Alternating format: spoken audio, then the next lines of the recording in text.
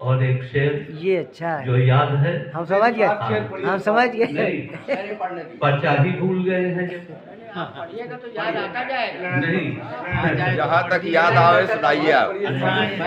कौन सा मोबाइल जहाँ लीजिए? तक याद पड़े वहाँ तक सुनाइए। नहीं, वैसे सिलसिलेवार याद करेंगे तो याद आप तो आ जाएगा। यही बस तो पढ़ते बता रहे रहिए, हैं, जब तक याद आए पढ़ना पढ़ते शुरू रहिए। करें तो याद आता जाएगा। हाँ, नहीं, लेकिन तो उसके लिए करिए। कोशिश करनी पड़ेगी। कहते हो जो सदाकत के परिस्तार हुआ करते हैं, जो सदाकत के परिस्तार हुआ करते हैं, लोग वो साहिबे किरदार हुआ वाह, क्या कह रहे?